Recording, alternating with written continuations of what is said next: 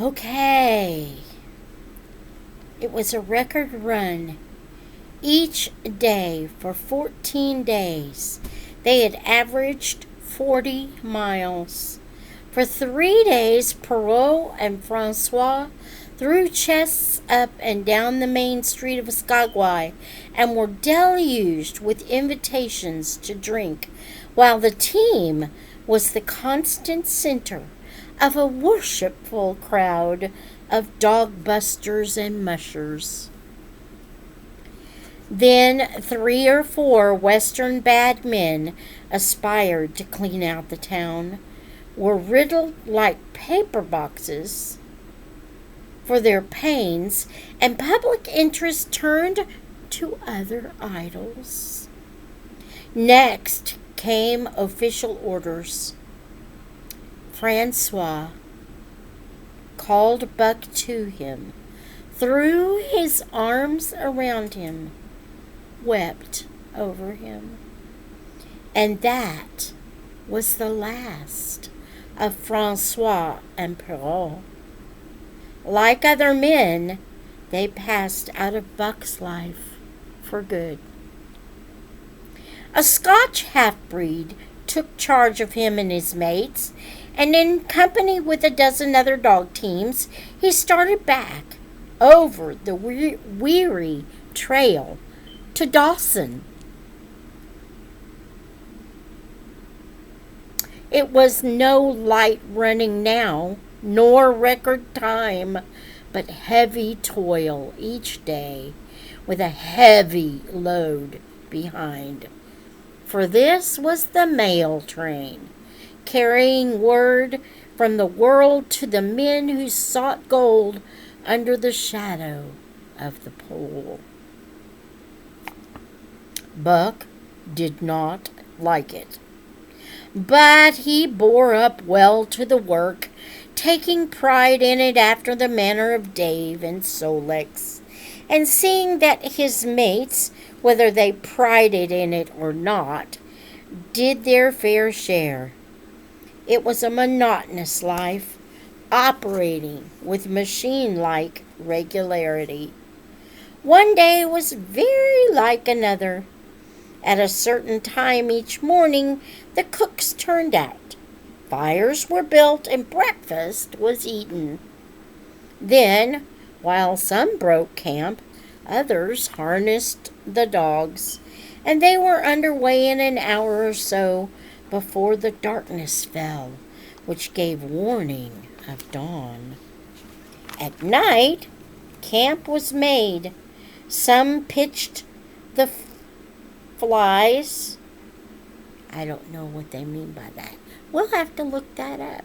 Some pitched the flies, others cut firewood and pine boughs for the beds, and still others carried water or ice for the cooks. Also, the dogs were fed. To them, this was the one feature of the day, though it was good to loaf around after the fish was eaten for an hour or so with the other dogs, of which there were 50 and odd. Now's where you need your math. 50 is how many? There were fierce fighters among them, but 3 battles with the fiercest brought Buck to mastery, so that when he bristled and showed his teeth, they got out of his way. Best of all, perhaps, he loved to lie near the fire. Hind legs crouched under him, 4 legs stretched out in front, head raised and eyes blinking dreamily at the flames. Sometimes he thought of Judge Miller's big house in the sun-kissed Santa Clara Valley, and of the cement swimming tank, and Isabel, the Mexican hairless, and Toots, the Japanese pug.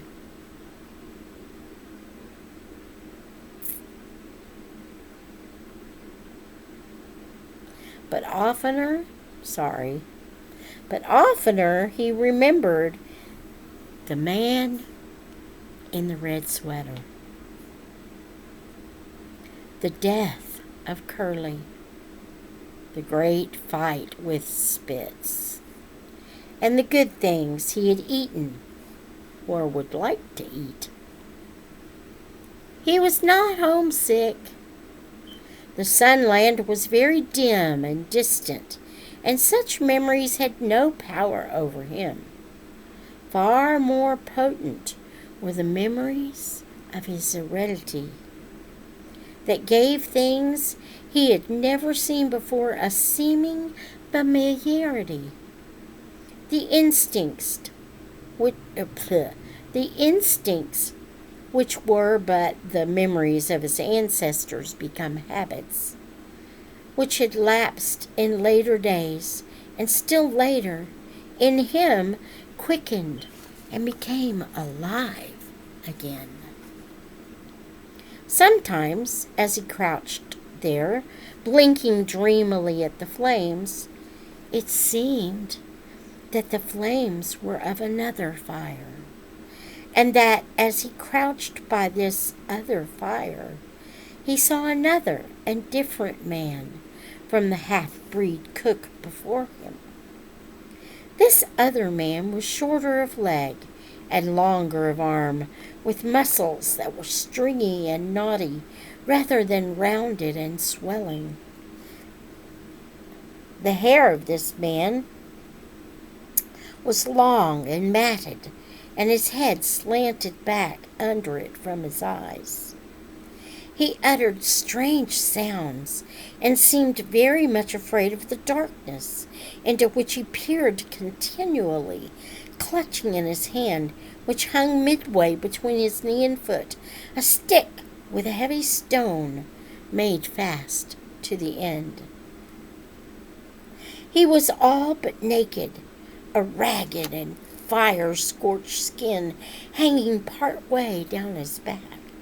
But on his body there was much hair, in some places across the chest and shoulders and down the outside of the arms and thighs. It was matted into an almost a thick fur. He did not stand erect, but with trunk inclined forward from the hips on legs that bent at the knees. About his body there was a peculiar springiness or resiliency, almost cat-like, and a quick alertness as of one who lived in perpetual fear of things seen and unseen. At other times, this hairy man squatted by the fire with head between his legs and slept. On such occasions, his elbows were on his knees, his hands clasped above his head as though to shed rain by the hairy arms. And beyond that fire, in the circling darkness, Buck could see many gleaming coals, 2 by 2, always 2 by 2, which he knew to be the eyes of great beasts of prey.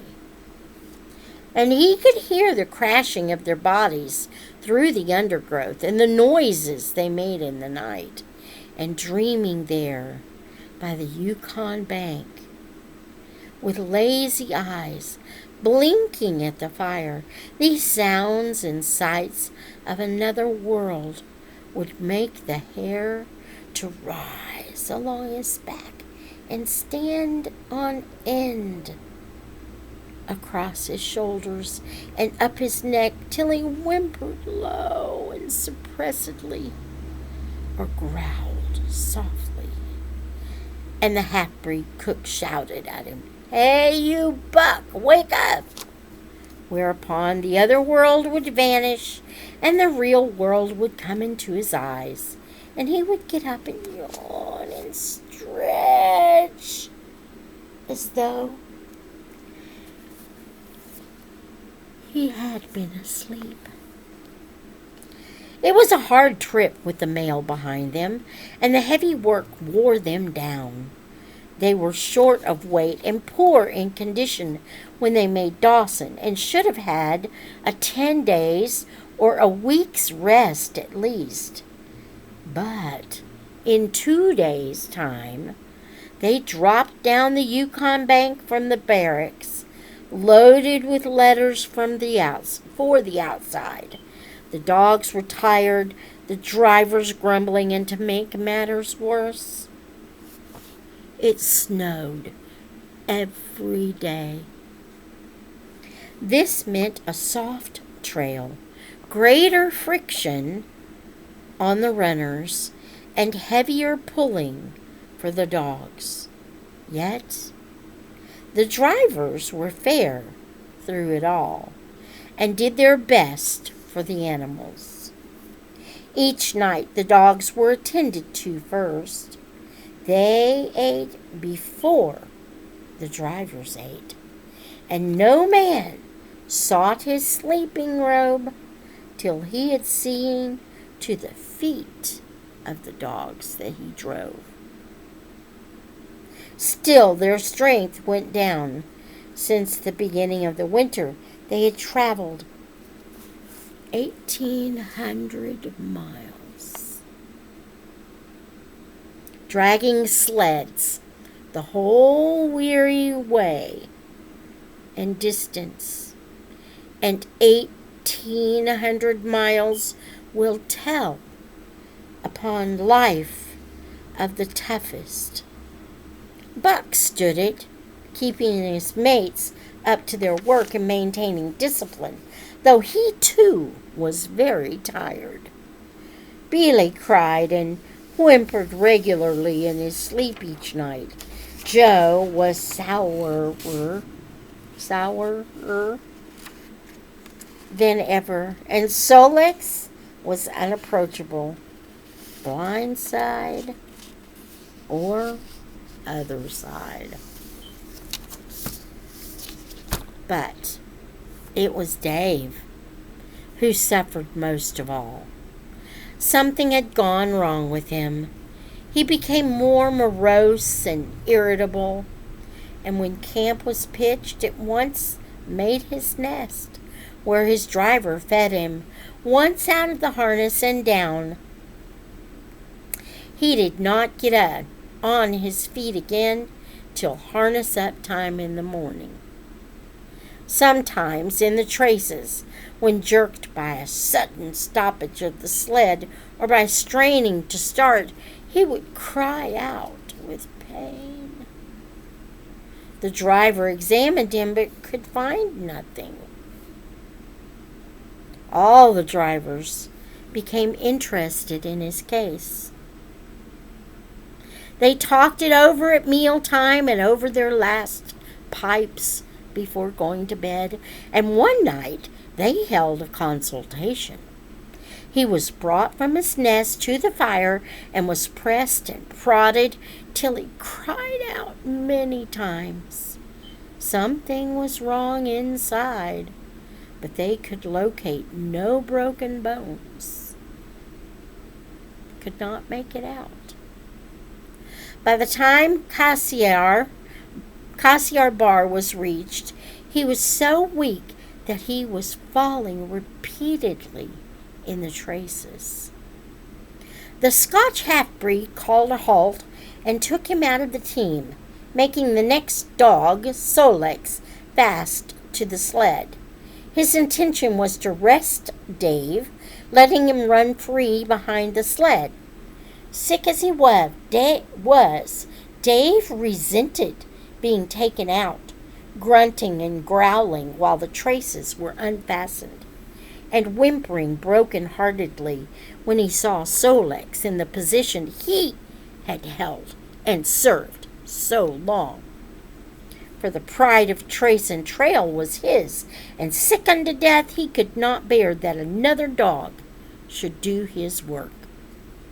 When the sled started, he floundered in the soft snow alongside the beaten trail, attacking Solex with his teeth, rushing against him and trying to thrust him off into the soft snow on the other side, striving to leap inside his traces and get between him and the sled, and all the while whining and yelping and crying with grief and pain. The half-breed tried to drive him away with the whip, but he paid no heed to the stinging lash, and the man had not the heart to strike harder. Dave refused to run quietly on the trail behind the sled. Where he was going was easy, but continued to flounder alongside in the soft snow, where the going was most difficult, till exhausted. Then he fell and lay where he fell, howling lugubriously, there's another good vocabulary word, as long as the long train of sleds churned by. With the last remnant of his strength, he managed to stagger along behind till the train made another stop, when he floundered past the sleds to his own, where he stood alongside Solex. His driver lingered. His driver lingered a moment to get a light for his pipe from the man behind. Then he returned and started his dogs. They swung out on the trail with remarkable lack of exertion, turned their heads uneasily, and stopped in surprise. The driver was surprised too. The sled had not moved. He called his comrades to witness the sight. Dave had bitten through both of Solex's traces and was standing directly in front of the sled in his proper place. He pleaded with his eyes to remain there. The driver was perplexed. His comrades talked of how a dog could break its heart through being denied the work that killed it, and recalled instances they had known where the dogs, too old for the toil or injured, had died because they were cut out of the traces. Also, they held it a mercy, since Dave was to die anyway, that he should die in the traces, heart easy and content. So he was harnessed in again, and proudly he pulled as of old. Though more than once he cried out involuntarily from the bite of his inward hurt. Several times he fell down and was dragged in the traces, and once the sled ran upon him so that he limped thereafter, in one of his hind legs. But he held out till camp was reached, when his driver made a place for him by the fire. Morning found him too weak to travel, and at harness-up time he tried to crawl to his driver. By convulsive efforts he got on his feet, staggered, and fell. Then he worried his way forward slowly toward where the harnesses were being put on his mates. He would advance his forelegs and drag up his body with a sort of hitching movement. When he would advance his forelegs, and then hitched ahead again for a few more inches, his strength left him, And the last his mates saw of him, he lay gasping in the snow and yearning toward them. But they could hear him mournfully howling till they passed out of sight behind a belt of river timber. Here the train was halted. The Scotch half-breed slowly retraced his steps to the camp they had left. The men ceased talking. A revolver shot rang out. The man came back hurriedly. The whips snapped. The bells tinkled merrily. The sleds churned along the tent.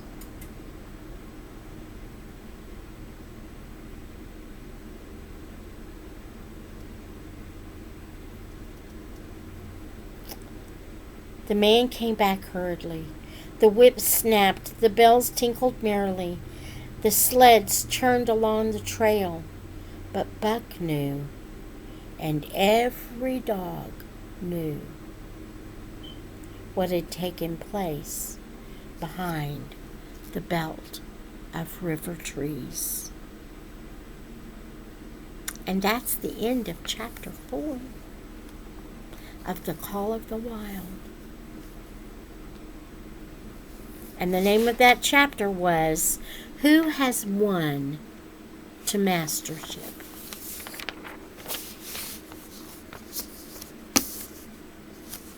In all reality, Buck had killed Spitz, and so in normal pattern, Buck should have become the leader because he had killed Spitz.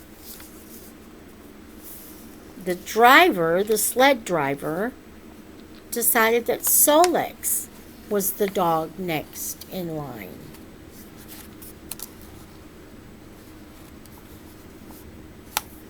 But the one with the real strength and the real pride and the real gusto for living and for doing what he was called to do was poor Dave. He gave his all. So until next time, may the Lord bless you and keep you. May he make his face to shine upon you and be gracious to you.